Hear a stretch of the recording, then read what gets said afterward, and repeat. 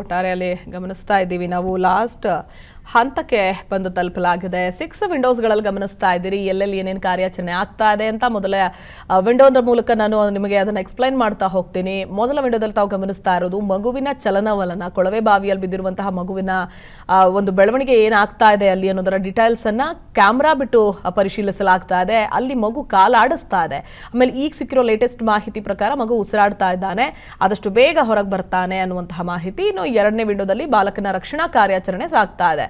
ಅಲ್ಲಿರುವಂತಹ NDRF ಆಗಿರಬಹುದು, SDRF ಆಗಿರಬಹುದು, ಸ್ಥಳೀಯ ಸಿಬ್ಬಂದಿಗೆ ಎಲ್ಲರೂ ಕೂಡ ಸ್ಥಳದಲ್ಲಿ ಮುಖಾಮ ಹೂಡಿದ್ದಾರೆ. ಇನ್ನು ಮೂರನೇ ವಿಂಡೋದಲ್ಲಿ ತಾವು ಗಮನಿಸ್ತಾ ಇರೋದು SDRF ಅಥವಾ NDRF ನ ಸಿಬ್ಬಂದಿ ಕ್ರೇನ್ ಮೂಲಕ ಅಥವಾ ಹಿಟಾಚಿಗಳನ್ನ ಯಂತ್ರೋಪಕರಣಗಳನ್ನ ಬಳಸಿಕೊಂಡು ಆ ಭೂಮಿಯನ್ನ ಅಥವಾ ನೆಲವನ್ನ ಕೊರೆದು ಅಡಿಯ ಆಳಕ್ಕೆ ತಲುಪುವಂತಹ ಪ್ರಯತ್ನ ಆಗ್ತಾ ಇದೆ. ಇನ್ನು ನಾಲ್ಕನೇ ವಿಂಡೋದಲ್ಲಿ ಗಮನಿಸ್ತಾ ಇದ್ದೀರಿ ನೀವು ಆ ಕೊರಿತಾ ಇರುವಂತಹ ಮಣ್ಣಲ್ಲಿ ಕಲ್ಲು ಅಥವಾ ಬಂಡೆಗಳು ಸಿಲುಕಿದೆ, ಕಾರ್ಯಾಚರಣೆಗೆ ಅಡ್ಡಿಯಾಗಿತ್ತು.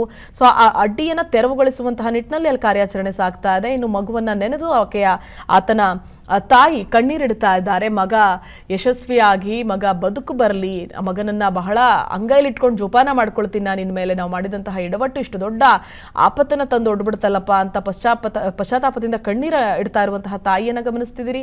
ಮತ್ತೊಂದು ಕಡೆ ಸ್ಥಳದಲ್ಲಿ ಮಗು ಯಾವ ಕ್ಷಣದಲ್ಲಿ ಬೇಕಾದರೂ ಕೂಡ ರೆಸ್ಕ್ಯೂ ಕಾರ್ಯಾಚರಣೆಯಿಂದ ಹೊರಗೆ ಬರಬಹುದು ಅನ್ನೋ ಮೂಮೆಂಟ್ನಲ್ಲಿದೆ. ಯಾಕಂದ್ರೆ ಸತತ 16 ಗಂಟೆಗಳ ಕಾರ್ಯಾಚರಣೆ ಸಾಗಿರುವಂತಹದ್ದು. ಇನ್ನೇನು ಕೆಲವೇ ಒಂದು ಮುಕ್ಕಾಲು ಗಂಟೆ ಅಷ್ಟರೊಳಗೆ ಮಗು ಆಚೆಗೆ ಬಂದ್ಬಿಡುತ್ತೆ. ಸೊ ಆದ ಕಾರಣ ಸ್ಥಳದಲ್ಲಿ ಆಂಬ್ಯುಲೆನ್ಸ್ ಸಿಬ್ಬಂದಿ ಅಥವಾ ವೈದ್ಯರು ನೆರವಿಗೆ ಮುಂದಾಗಿದ್ದಾರೆ. ಕಂದಮ್ಮನನ್ನ ನೆನೆದು ಕಣ್ಣೀರಿಡ್ತಾ ಇದ್ದಾರೆ. ಸಾತ್ವಿಕ್ ಸೇಫ್ ಆಗಿ ಬರಲಿ ಅಂತ ಪೋಷಕರು ಪ್ರಾರ್ಥಿಸ್ತಾ ಇದ್ದಾರೆ. ಬಾಲಕನ ರೆಸ್ಕ್ಯೂ ಕಾರ್ಯಾಚರಣೆ ಬಳಿ ಜನಸಾಗರವೇ ನೆರೆದಿದೆ. ಕೊಳವೆ ಬಾವಿಗೆ ಬಿದ್ದ ಮಗು ರಕ್ಷಣೆ ಕಾರ್ಯಾಚರಣೆಯ ಜಾಗದಲ್ಲಿ ಜನರು ತಂಡೋಪತಂಡವಾಗಿ ಬಂದು ನಿಂತು ನೋಡ್ತಾ ಇದ್ದಾರೆ. ಯಾಕಂದ್ರೆ ಪ್ರತಿಯೊಬ್ಬರಿಗೂ ಕೂಡ ಸಹಜವಾಗಿ ಆತಂಕ ಇರುತ್ತೆ.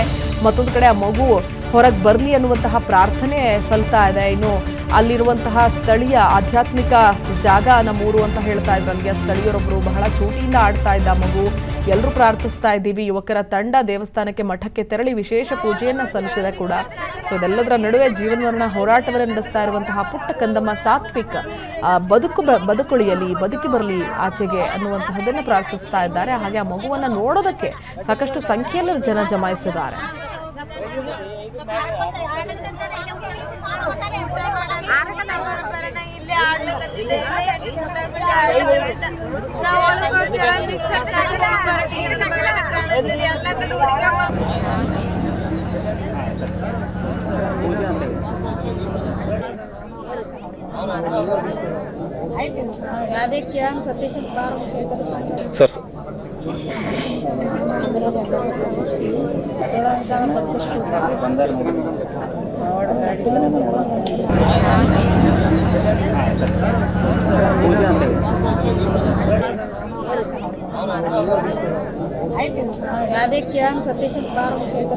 ಸರ್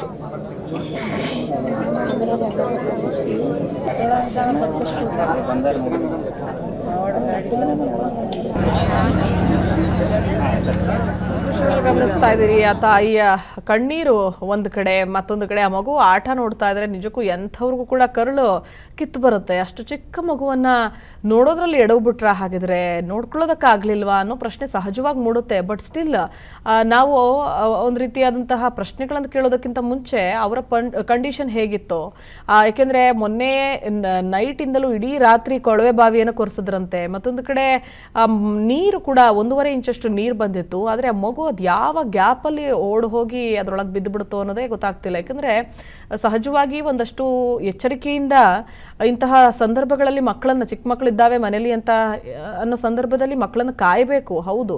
ಬಟ್ ಇಲ್ಲಿ ಪೋಷಕರು ಯಾಮಾರ್ಬಿಟ್ರ ಅಥವಾ ಯಾಮಾರಿದ್ದಕ್ಕೆ ಇವಾಗ ಇಷ್ಟು ದೊಡ್ಡ ಅನಾಹುತವನ್ನ ತಂದಿಟ್ಕೊಂಡ್ಬಿಟ್ರ ಅನ್ನುವಂತಹ ಪ್ರಶ್ನೆ ಮೂಡಿಸುತ್ತೆ ಸಹಜವಾಗಿ ಈ ಘಟನೆಯನ್ನ ನೋಡ್ತಾ ಇದ್ರೆ. ಯಾಕಂದ್ರೆ ಒಂದು 14ರಿಂದ 15 ತಿಂಗಳ ಮಗು, ಅದು ಇನ್ನೂ 2 ವರ್ಷವೂ ಕಂಪ್ಲೀಟ್ ಆಗಲಿಲ್ಲ.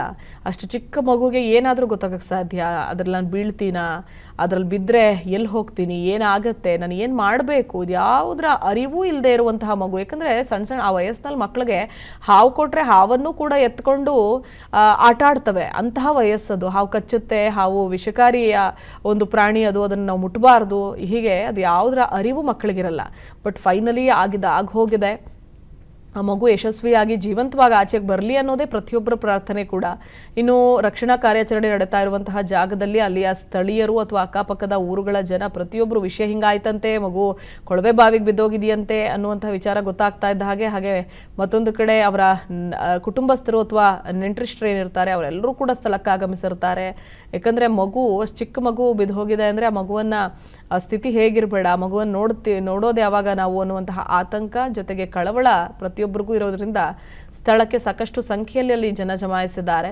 ಇನ್ನು SDRF, NDRF ಸಿಬ್ಬಂದಿ ಆಗಿರಬಹುದು, ಜಿಲ್ಲಾಡಳಿತ ಆಗಿರಬಹುದು, ಹಾಗೆ ಇಂಡಿ ಕ್ಷೇತ್ರದ ಶಾಸಕ ಯಶವಂತರಾಯಗೌಡ ಪಾಟೀಲ್ ಕೂಡ ಸ್ಥಳಕ್ಕೆ ಆಗಮಿಸಿದ್ರು, ಖುದ್ದು ಪರಿಶೀಲನೆ ನಡೆಸಿದ್ರು. ಸ್ಥಳದಲ್ಲಿ ಏನಾಗ್ತಾ ಇದೆ, ಏನು ನೆರವು ಬೇಕು ಸರ್ಕಾರದ ವತಿಯಿಂದ ಅನ್ನೋದನ್ನ ಮಾಹಿತಿ ಪಡೆದುಕೊಂಡ್ರು. ಜೊತೆಗೆ ಆ ಮಗು ಬಿದ್ದಂತಹ ಕೊಳವೆ ಬಾವಿಯ ಒಳಗಡೆ ಕ್ಯಾಮ್ರಾ ಬಿಡಲಾಗಿದೆ. ಅಂದರೆ ಮಗು ಏನು ಮಾಡ್ತಾ ಇದೆ, ಕ್ಷಣಕ್ಕೂ ಅದನ್ನು ವಾಚ್ ಮಾಡೋದಕ್ಕೆ ಮತ್ತೊಂದು ತಂಡ ಸಿದ್ಧವಾಗಿದೆ. ಆ ಮಗುವಿನ ಆಟ ಪಾಠಗಳನ್ನ ಅಥವಾ ಆ ಮಗು ಒಳಗಡೆ ಏನು ಮಾಡ್ತಾ ಇದೆ ಅನ್ನೋದನ್ನ ಅವರ ಪೋಷಕರಿಗೆ ತಿಳಿಸಲಾಗ್ತಾ ಇದೆ. ಯಾಕಂದರೆ ಸಹಜವಾಗಿ ಹೆತ್ತವರಿಗೆ ಮಗ ಏನಾದ್ನೋ ಎತ್ತ ಏನು ಯಾವುದ್ರ ಬಗ್ಗೆನೂ ಐಡಿಯಾ ಇರಲ್ಲ. ಬಟ್ ಕ್ಯಾಮ್ರಾದ ಒಂದು ವಿಜುವಲ್ಸ್ಗಳನ್ನು ತೋರಿಸಿದ್ರೆ ಒಂದು ತಾತ್ಕಾಲಿಕವಾಗಿ ಒಂದು ಕೊಂಚ ಮಟ್ಟಿಗಿನ ಒಂದು ಸಮಾಧಾನ ಸಿಗಬಹುದು ಅವ್ರಿಗೆ ಅನ್ನೋ ಕಾರಣಕ್ಕಾಗಿ ಅದನ್ನು ವಾಚ್ ಮಾಡೋದಕ್ಕೆ ಒಂದು ಪ್ರತ್ಯೇಕ ತಂಡ ರವಾನಿಸಲಾಗಿದೆ. ಇನ್ನೇನು ಕೆಲವೇ ಕ್ಷಣಗಳಲ್ಲಿ ಒಂದು ಮುಕ್ಕಾಲು ಗಂಟೆ ಅಥವಾ ಒಂದು ಅರ್ಧ ಗಂಟೆ ಒಳಗಡೆ ಮಗುವನ್ನ ಆಚೆಗೆ ತರಬಹುದು. ರಕ್ಷಣಾ ಕಾರ್ಯಾಚರಣೆ ಅಂತಿಮ ಹಂತಕ್ಕೆ ಬಂದು ತಲುಪಿರುವಂತಹ ಕಾರಣಕ್ಕಾಗಿ ಸ್ಥಳದಲ್ಲೆಯೇ ವೈದ್ಯಾಧಿಕಾರಿಗಳಾಗಿರಬಹುದು, ಸಿಬ್ಬಂದಿ ಆಗಿರಬಹುದು,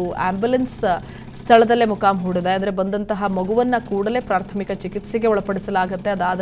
ತದನಂತರ ಆಂಬ್ಯುಲೆನ್ಸ್ನ ಮೂಲಕ ಆಸ್ಪತ್ರೆಗೆ ರವಾನಿಸಲಾಗುತ್ತೆ. ಸೊ ಅದೆಲ್ಲದರ ಸಿದ್ಧತೆಯನ್ನು ಜಿಲ್ಲಾಡಳಿತ ಮಾಡಿಕೊಂಡಿದೆ. ಮತ್ತೊಂದು ಕಡೆ ಮಗು ಉಸಿರಾಡ್ತಾ ಇದ್ದಾನೆ ಅನ್ನೋ ಮಾಹಿತಿಯನ್ನು ಕೂಡ ಜಿಲ್ಲಾಡಳಿತ ನೀಡಿತ್ತು.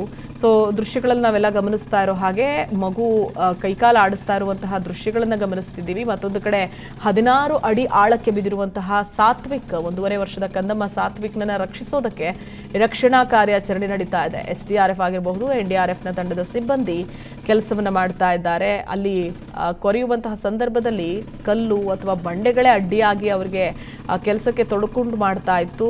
ಅದೆಲ್ಲವನ್ನ ಮೀರಿ ಫೈನಲಿ 20 ಅಡಿ ಆಳದವರೆಗೂ ಕೂಡ ಭೂಮಿಯನ್ನು ಕೊರೆಯಲಾಗಿದೆ. ಇನ್ನು ಅಡ್ಡಲಾಗಿ 3.5 ಅಡಿಯಷ್ಟು ಅಡ್ಡಲಾಗಿ ಒಂದು ರಂಧ್ರವನ್ನು ಕೂಡ ಸುರಂಗವನ್ನು ಮಾಡಲಾಗ್ತಾ ಇದೆ. ಏಕೆಂದರೆ ಅಲ್ಲಿಂದ ಮಗುವನ್ನು ರಕ್ಷಿಸೋ ನಿಟ್ಟಿನಲ್ಲಿ.